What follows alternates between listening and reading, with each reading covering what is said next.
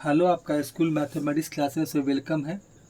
देखिए, binomial theorem आप लोग को बता रहे थे, जिसमें कि आज हम जो शुरू करने जा रहे हैं, मैंने जिस टाइप का क्वेश्चन बता रहे हैं वो इंडिपेंडेंट ऑफ एक्स निकालना है। मैंने क्योंकि बाइनोमियल एक्सपेंशन करते हैं, किसी भी बाइनोमियल जो हम लोग पढ़े थे कि दो टर्म होता है, उस पर पावर एन होता है, तो हम लोग थ्योरम पढ़े थे।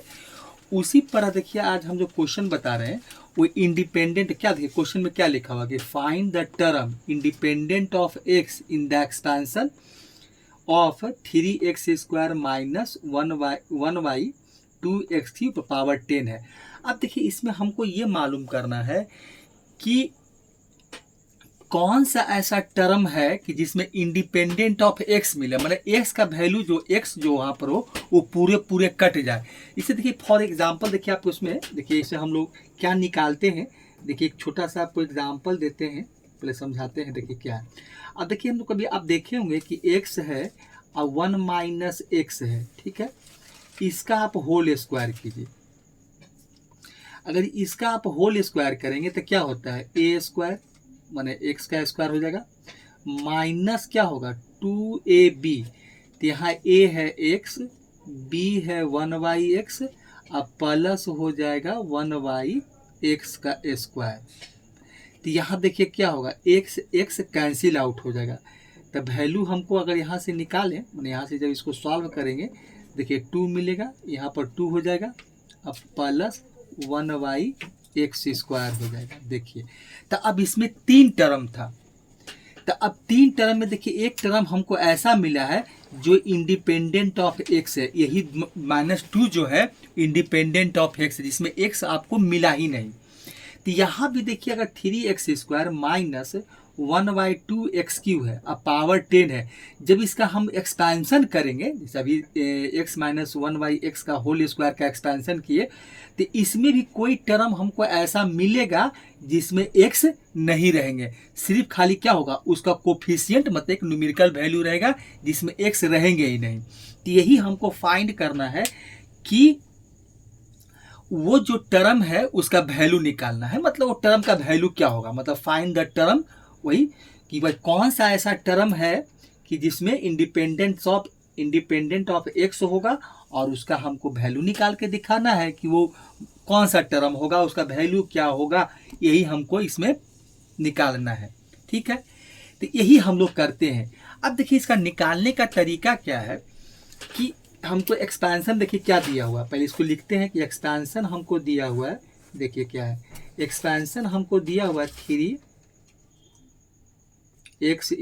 है और माइनस है 1y(2x³), अब पावर जो पूरे पर है वो पावर आपका कितना है 10 है।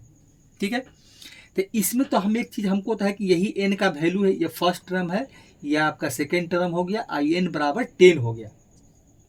ठीक है, अब देखिए हम लोग इसको निकालते हैं, तो एक देखिए बाइनोमियल थ्योरम पढ़े थे हम लोग, जो जनरल टर्म होता है कि tr+1, जैसे कि आप देखिए आपको याद दिलाते हैं, याद ही आप लोग को होगा कि अगर x प्लस, देखिए हम लोग जो थ्योरम पढ़े थे कि x प्लस a है, ठीक है, x प्लस a है, इस पर पावर n है, तो इसका हम लोग पढ़े थे कि जनरल टर्म होता है tr+1 इक्वल टू क्या होता है NCR, x पर पावर आपका n-r होता है और a पर पावर r होता है, यही फार्मूला। इसी फार्मूला का यूज करके हम लोग यहाँ से इंडिपेंडेंट ऑफ टर्म निकालेंगे, मतलब उसका वैल्यू निकालेंगे। तो अब देखिए यहाँ पर फार्मूला यूज करते हैं वही tr+1 का, क्योंकि r का वैल्यू तो हमको मालूम नहीं है, वही r हम निकालना चाहते हैं, क्योंकि r निकल जाएगा तो हमको पता चल जाएगा कि कौन सा टर्म में इसका इंडिपेंडेंट ऑफ x होगा। तो tr+1, तो फार्मूला क्या होता है NCR, तो n का वैल्यू 10 है, तो 10 यहाँ बैठा देते हैं, CR होगा। ठीक है, अब देखिए x होता है, तो x आपका फर्स्ट टर्म है, तो यहाँ मेरा फर्स्ट टर्म क्या है तो मल्टीप्लाई में रहेगा, ये हो जाएगा आपका 3x² अब पावर n-r मतलब 10-r हो जाएगा, और मल्टीप्लाई a पर पावर r, तो यहाँ a के जगह पर देखिए आपको दिया हुआ 1y(2) हो जाएगा x³ और पावर इस पर आर हो जाएगा। अब देखिए, अब इसके बाद का तो फार्मूला जो भी फार्मूला था जनरल टर्म का बैठा दिए। अब इसको हम लोग सॉल्व करेंगे। तो यहाँ से देखिए 10 CR हो जाएगा आपका, और यहाँ पर देखिए एक काम क्या करेंगे हम लोग, ये 3x² है तो इसको अलग कर लेंगे। अलग का मतलब ये हो गया कि हम 3 पर पावर 10 - R कर लेंगे, और मल्टीप्लाई यहाँ क्या करेंगे कि x का स्क्वायर है, इस पर भी पावर हम लोग 10 - R कर लेंगे। ठीक है, ये कर लेते हैं। चलिए, फिर यहाँ से क्या होगा, अब देखिए यहाँ माइनस लगा हुआ, तो एक काम तो कर सकते हैं कि -1 पर पावर हम R कर देते हैं, मतलब इसको हम लोग माइनस को बाहर निकाल अलग कर देते हैं। उसके बाद देखिए क्या होगा, यहाँ से करेंगे 1 पर पावर R तो 1 ही मिलेगा, और ये हो जाएगा आपका, यहाँ से देखिए कर सकते हैं कि 2 पर पावर R और मल्टीप्लाई 3 पर पावर आपका हो जाएगा 3R हो जाएगा। ये हो जाएगा 3 पर पावर क्या हो जाएगा, 3R हो जाएगा, 3 पर पावर 3R। अब इसको हम और सॉल्व करेंगे। तो यहाँ देखिए काम हमको ये करना है, एक स्टेप और कर देते हैं, थोड़ा सा और इसको सिंप्लीफाई कर लेते हैं।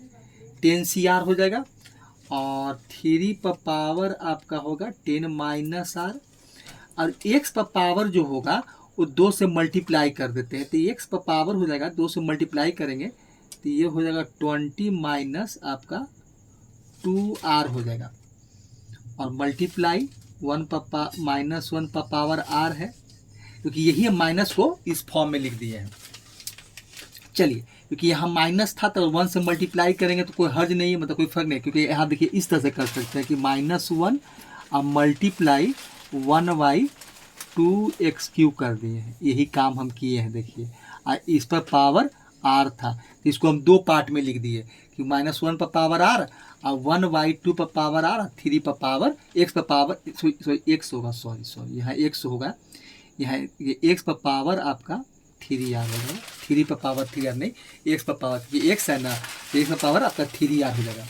तो यहाँ पर देखिए एक चीज़ ये हो गया, और यहाँ क्या हो जाएगा कि आपका 2 पर पावर ये R हो जाएगा, और x पर पावर क्या मिलेगा आपका 3R, क्योंकि यहाँ पर x³ था, यहाँ तक x³ है, इसीलिए पावर x पर पावर 3R हो गया। अब देखिए इसके बाद हम क्या करेंगे कि x का पावर जो भी है उसको इक्वेट कर लेंगे। तो एक स्टेप देखिए और कर लेते हैं, इसको थोड़ा और सिंप्लीफाई कर लेते हैं। 10CR हो जाएगा, और ये हो जाएगा 3 पर पावर 10 - R, और x पर पावर आपका है ये है 20 - 2R, और मल्टीप्लाई -1 पर पावर R।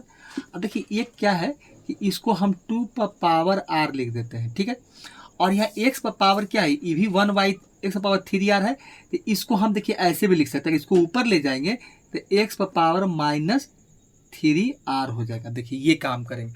अब देखिए यहाँ देखिए क्या है कि x का पावर देख रहे हैं कि यहाँ भी कुछ है। देखिए x का पावर यहाँ है और x का पावर यहाँ है, दोनों का बेस इक्वल है, पावर ऐड कर देते हैं, पावर ऐड कर लेते हैं।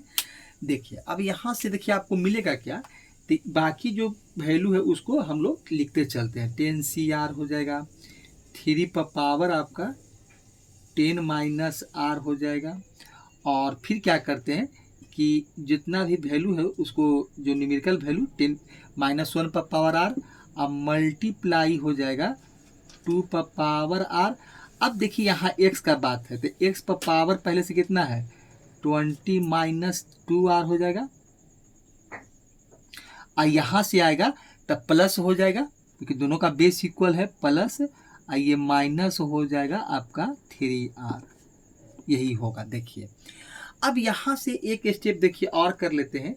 देखिए इसलिए देखिए कोई भी स्टेप को करते हैं तो आपको जिससे कि आपको परेशानी नहीं हो, तो 3 पर पावर आपको ये हो जाएगा 10 - R, और -1 पर पावर R हो जाएगा, फिर हो जाएगा आपका 2/2 पर पावर R हो जाएगा। अब इसका देखिए x पर पावर क्या हो जाएगा, x पर पावर आपका ये हो जाएगा 20, और ये प्लस मल्टीप्लाई माइनस ही हो जाएगा, तो ये हो जाएगा आपका 2R और माइनस हो जाएगा 3R, ये हो जाएगा। अब देखिए इसके बाद क्या होगा, इसके बाद होगा 10c r हो जाएगा, और 3 पर पावर आपका 10 माइनस आर हो जाएगा, और मल्टीप्लाई -1 पर पावर r हो जाएगा, 1/2 पर पावर r हो जाएगा, और यहाँ हो जाएगा x पर पावर आपका 20 माइनस, ये 20 हो जाएगा, ये आपका हो जाएगा 20 माइनस, देखिए -2 और -3r, मतलब 2r माइनस 3r, ये हो जाएगा माइनस आपका 5r। अब देखिए x पावर जितना भी था हम इक्वेट कर लिए। अब देखिए हमको क्या निकालना है, इंडिपेंडेंट ऑफ x निकालना है। तो इंडिपेंडेंट ऑफ x का मतलब होता है x पर पावर 0 होता है, जो भी x पर पावर वहां पर रहेगा तो 0 मिल जाएगा हमको, मतलब वहां पर पावर आपका x वहां रहेगा ही नहीं। देखिए तो इंडिपेंडेंट ऑफ x निकालने का हमको क्या तरीका बताया कि आप पहले इस तरह से हम किए हैं, आप ये x पर पावर सारे को इक्वेट कर लीजिए। अब उसके बाद हमको निकालना है जो इंडिपेंडेंट ऑफ x निकालना है कि for this term to be independent of x. यहाँ पर थोड़ा सा लिख दीजिएगा, एग्जाम के लिए जरूरी हो जाता है कि आप ये लिख दीजिएगा कि फॉर दिस टर्म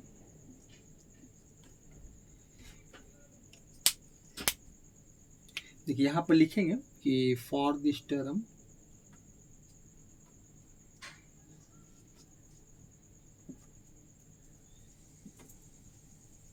टर्म आपका हो जाएगा, टू बी कर सकते हैं, to be independent of x,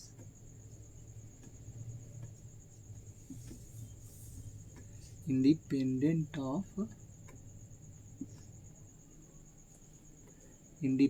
of आपका एक्स हो जाएगा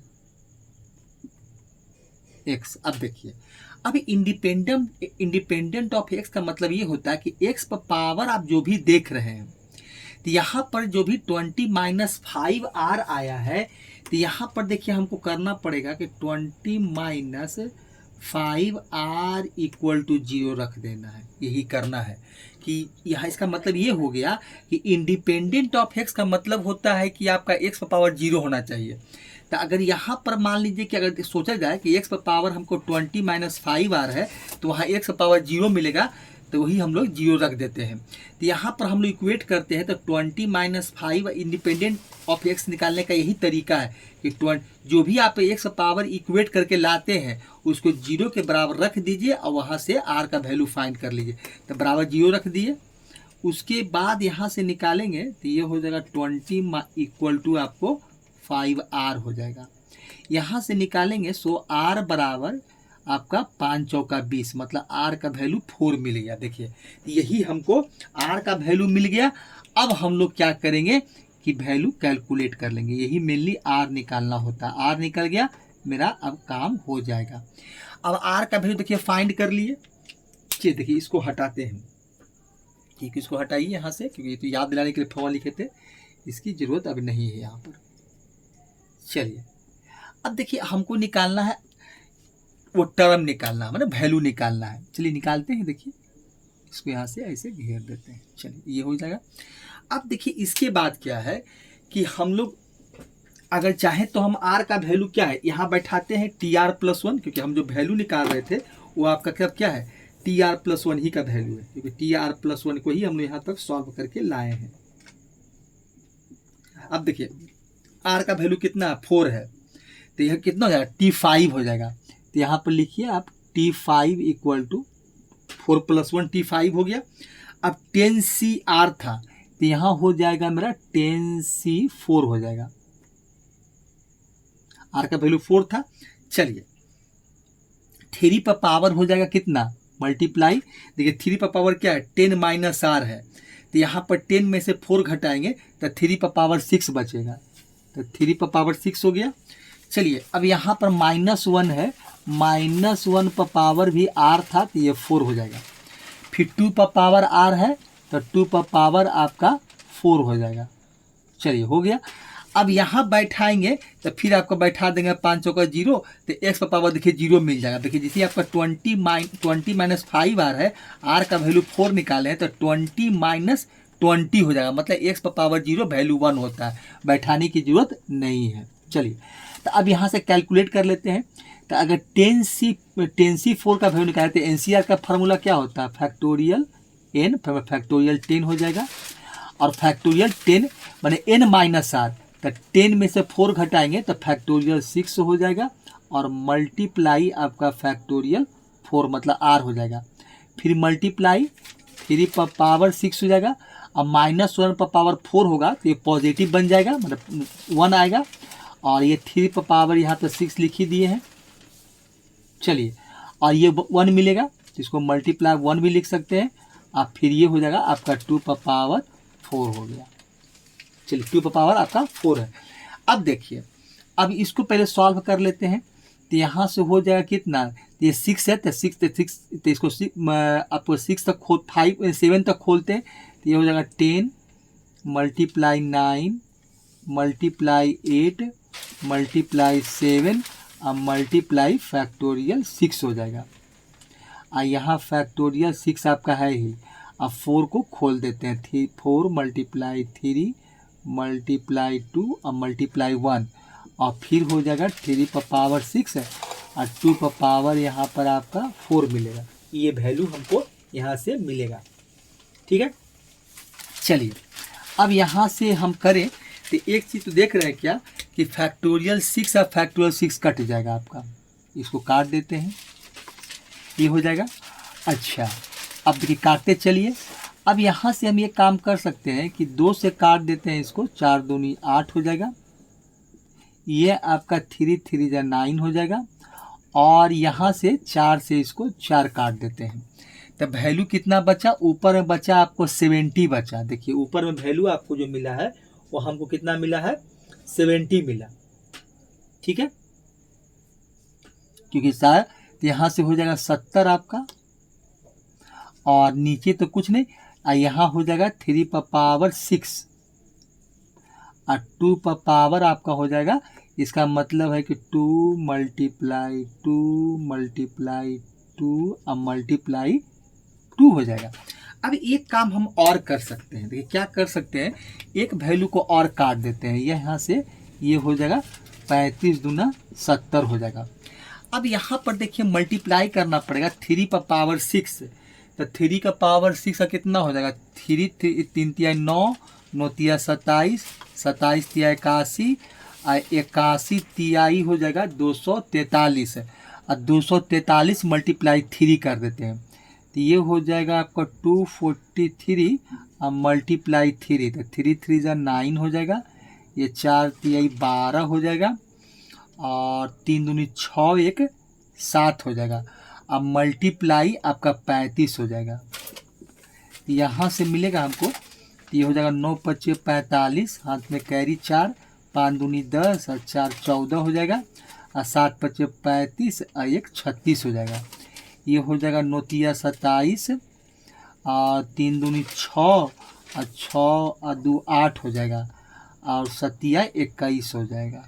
यहाँ से ये मिलेगा हमको, ये हो जाएगा 5 7 4 11 8 6 14 और 14 1 15 और 3 1 4 और 1 5, और ये हो जाएगा आपका 2 हो जाएगा। देखिए ये वैल्यू हमको मिलेगा, यहाँ से जो वैल्यू मिल रहा है हमको यही मिल रहा है। यहाँ से देखिए तो कुछ मिस्टेक हो रहा आंसर में, देखिए तो वैल्यू क्या हमको मिला था वहाँ से, अच्छा एक 3 छूटा हुआ है, 3 से और मल्टीप्लाई करना पड़ेगा, यहाँ एक 3 और होगा, क्योंकि 10 चौक 70 और 3 और छूटा, देखिए 3 एक और होगा, यहाँ पर एक 3 और होगा, इसलिए आंसर क्योंकि नहीं मिल रहा था। यहाँ पर आप एक क्या कीजिए कि 3 से और मल्टीप्लाई कर दीजिए, अगर 3 से इसको मल्टीप्लाई करते हैं मतलब ये 25,515 अब मल्टीप्लाई 3 कर देंगे तब 5 3 15 हो जाएगा, और 3 1 4 हो जाएगा, फिर हो जाएगा 5 3 15 और 5 3 15 1 16 और 3 दूनी 6 1 7 हो जाएगा, ये आएगा 76,545। हाँ ये सही है। तो यहाँ देखिए वैल्यू हमको जो मिला, ये मिला आपको 76,545 और बाई 8 हो जाएगा, यही देखिए इसका आंसर आया। तो यही जो वैल्यू मिला है यही आंसर हो गया, यही आपका इंडिपेंडेंट ऑफ एक्स टर्म था, जो टर्म का वैल्यू आया यही आंसर हो गया।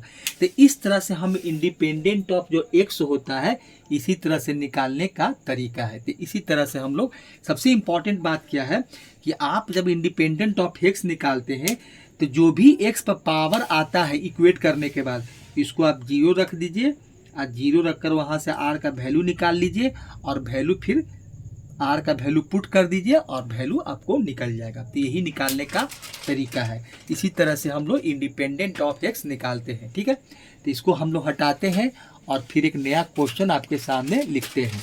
ठीक है, चलिए देखिए क्वेश्चन नंबर 2 क्या है। देखिए इसमें भी आपका इंडिपेंडेंट ऑफ एक्स ही वाला क्वेश्चन है, लेकिन इसमें कुछ थोड़ा सा अलग क्वेश्चन है। देखिए इसमें क्वेश्चन क्या है, क्योंकि इंडिपेंडेंट ऑफ एक्स निकालने का वही तरीका है। कुछ भी देखिए क्वेश्चन ज़्यादा बताने की जरूरत नहीं है, आप एक क्वेश्चन 2 क्वेश्चन अच्छे से देख लीजिए और उसके बाद आप बनाना शुरू कीजिए, आपका हर एक क्वेश्चन बनेगा, कहीं कोई दिक्कत नहीं है। देखिए दूसरा क्वेश्चन क्या है कि find the value of a निकालना है। क्या निकालना है हमको? Find the value of a निकालना है। ठीक है, so that the term independent of x in क्या है, root under x plus a y x square पूरे पर पावर 10 है इज 405 दिया हुआ है। अब देखिए इस क्वेश्चन में क्या कह रहा है कि सबसे पहले हम लोग क्या करेंगे कि यहाँ से इंडिपेंडेंट ऑफ एक्स जो बोल रहा है तो सबसे पहले हम लोग क्या करेंगे, आर का वैल्यू निकाल लेंगे, मैंने इंडिपेंडेंट ऑफ टर्म निकाल लेंगे, क्योंकि आर का वैल्यू जैसे ही मिलता है तो इसके पहले क्वेश्चन क्या बनाए थे, आर का वैल्यू 4 मिला तो हमको T5 मिला, मतलब चौथा ही टर्म जो इसका था वो इंडिपेंडेंट ऑफ एक्स था।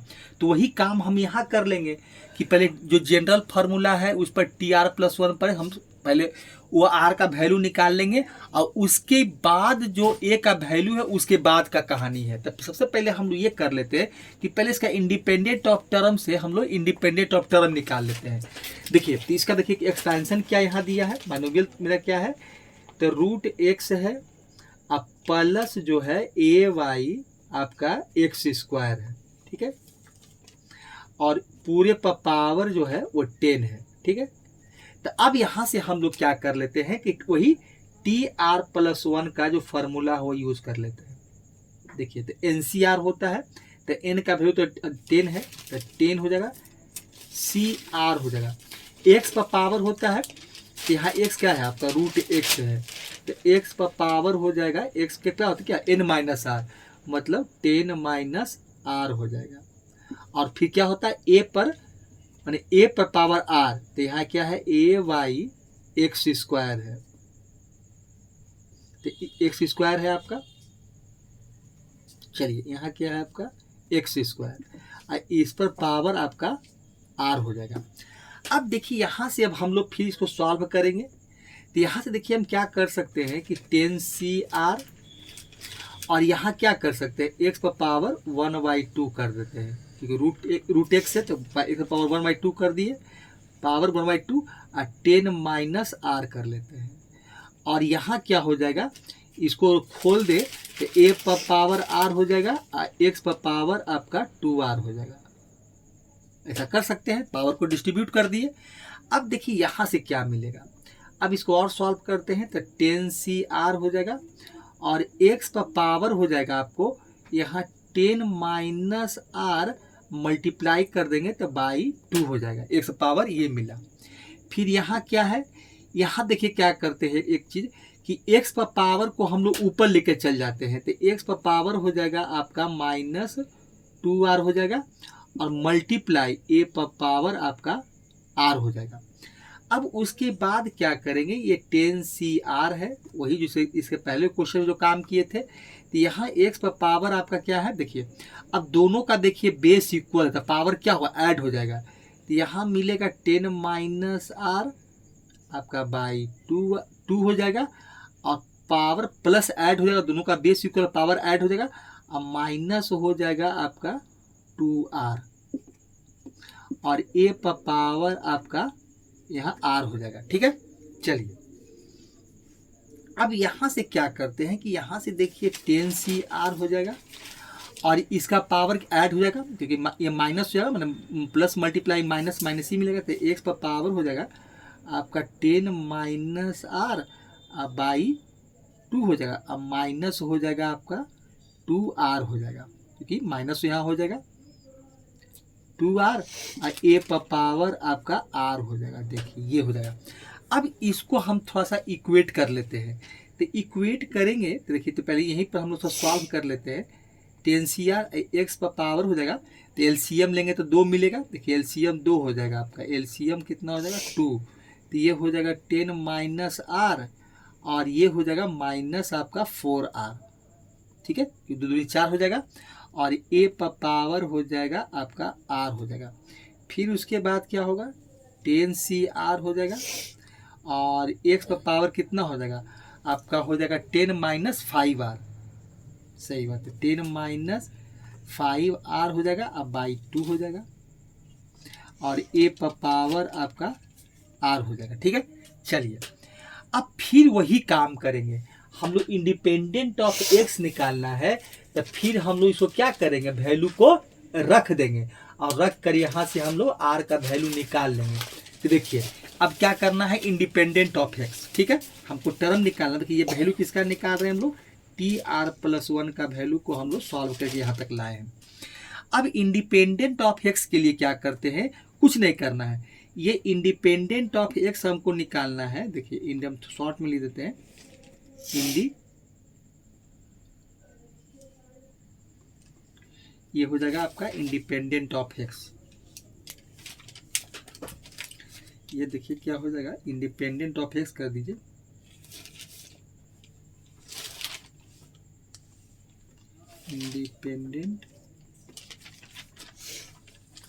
इंडिपेंडेंट ऑफ x हो जाएगा। ठीक है, तो अब देखिए क्या हो जाएगा, तो यहाँ से इतना जो x पावर है ये 0 के बराबर रख के सॉल्व कर लेंगे, तो ये हो जाएगा, देखिए क्या हो जाएगा 10 माइनस 5r बाई 2 कर देते हैं, I equal to 0, cross multiplication करेंगे तो 0 हो जाएगा। तो वैल्यू हमको देखिए यहाँ से क्या मिलेगा, यहाँ से देखिए ये निकाल देते हैं, तो ये हो जाएगा कितना, क्योंकि 1 कर देंगे, क्रॉस मल्टीप्लाई 2 तो 0 हो जाएगा, मतलब ये 1 से करेंगे तो यहाँ मिल जाएगा 10 माइनस आपका 5r, मतलब ये हो जाएगा 10 इक्वल टू 5r। तो r का देखिए 5r है, तो यहाँ से r का वैल्यू मिल जाएगा हमको, r का वैल्यू क्या मिल गया, देखिए यहाँ से आप निकालेंगे, यहाँ से r का वैल्यू निकालेंगे तो हमको देखिए क्या मिल जाएगा, तो यहाँ से r का वैल्यू हो जाएगा, देखिए r का वैल्यू निकालेंगे तो 5 दूनी 10, r इक्वल टू देखिए 2 मिल गया। देखिए r का वैल्यू हम लोग क्या निकाल लिए, 2 निकाल लिए। ठीक है, चलिए तो r का वैल्यू हम लोग 2 निकाले, देखिए क्या है, r का वैल्यू 2 निकाल लिए। देखिए उसके बाद अब करना क्या है कि देखिए अब देखिए r का वैल्यू 2 निकाल दिए, देखिए तो यहाँ पर tr+1 है तो हमको t3 मिल जाएगा, r+1, r का वैल्यू 2 निकाले हैं तो अब 3 हो जाएगा। देखिए तो ये हो जाएगा, देखिए 2 + 1, तो ये हो जाएगा मेरा t3 हो जाएगा, t3 हो गया। अब देखिए उसके बाद क्या है, 10CR था तो ये हो जाएगा 10C2 हो जाएगा। देखिए 10C यहाँ 2 मिलेगा,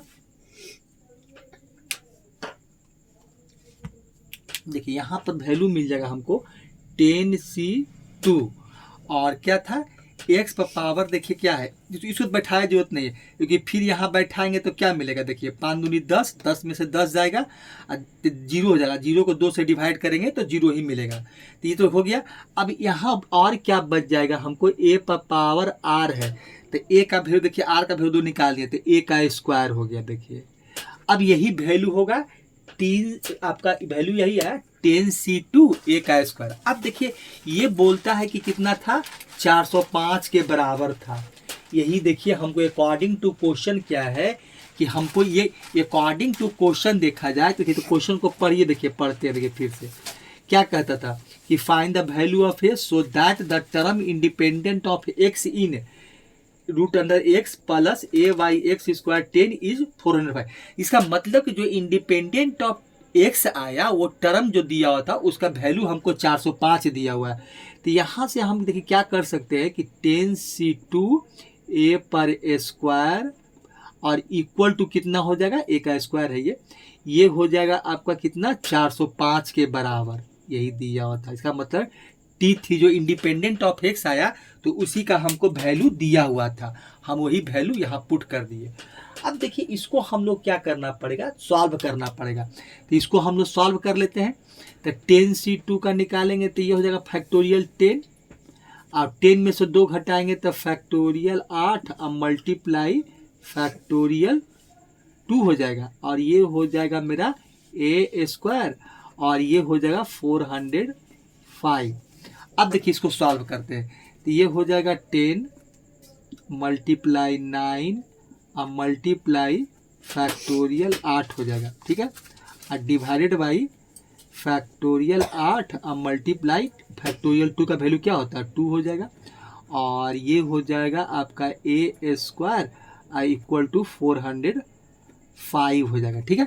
चलिए तो यहाँ क्या हो जाएगा, तो फैक्टोरियल 8 तो चला गया आपका, इसको काट देते हैं, फिर 5 दूनी 10 हो जाएगा, तो ये हो जाएगा आपका 45 ए स्क्वायर इक्वल टू कितना हो जाएगा 405 के बराबर होगा। अगर ए स्क्वायर का वैल्यू निकालें तो ए स्क्वायर इक्वल टू कितना हो जाएगा 405 बाई 45, ये वैल्यू मिलेगा 405 बाई आपका 45। अब देखिए ये कितना से कटेगा, तो ये कटेगा लगता है 9 बार में मल्टीप्लाई करें, लगता है 9 बार में कट जाएगा, 9 पचे 45। अगर करते हैं तो 45 मल्टीप्लाई 9 कर दे तो 9 पचे 45 और 9 चौक 36 और 36 और 4 40, कट जाता है 9 बार में, ये पूरा कट जाएगा। देखिए अब यहाँ से ए स्क्वायर बाई कितना आ गया हमको 9 आ गया। देखिए तो ए का वैल्यू निकालेंगे, तो ए का वैल्यू निकालेंगे तो क्या हो जाएगा प्लस माइनस रूट अंडर 9 हो जाएगा, और इसका वैल्यू क्या मिलेगा ए इक्वल टू आपका प्लस माइनस 3 हो जाएगा। तो यही देखिए इसका ए का वैल्यू है, तो यही इसका आंसर कहलाएगा। तो इस तरह से हम लोग क्वेश्चन को सॉल्व करते हैं। ये क्वेश्चन में कुछ नहीं था, बस पहले हम लोग क्या किए, इंडिपेंडेंट ऑफ जो एक्स था, जो टर्म था वो टर्म फाइंड कर लिए, और उसका वैल्यू हमको 405 देखिए दिया हुआ था, यहाँ पर 405 आपको दिया हुआ था, क्योंकि जैसे हम T3 निकाले और T3 का ही देखा है तो वैल्यू हमको 405 दिया हुआ था अकॉर्डिंग टू क्वेश्चन, और वही कि T3 इक्वल टू बैठा दिए, इसको इधर लिख दिए थे, वही T3 का वैल्यू 405 था, और उसके बाद सॉल्व करके हम इसको निकाल लिए। तो इस तरह से क्वेश्चन नंबर 2 भी आपका पूरा हो जाता है। अब देखिए इसके आगे का क्वेश्चन जो है आपको अगले वीडियो में बताएंगे, क्योंकि 2 क्वेश्चन बताया, अब इसके बाद जो इसका जो अगला वीडियो होगा वो पार्ट 2 करके आएगा, ठीक है। तो हम लोग अगले वीडियो में फिर से मिलते हैं, चलिए एक नए क्वेश्चन के साथ।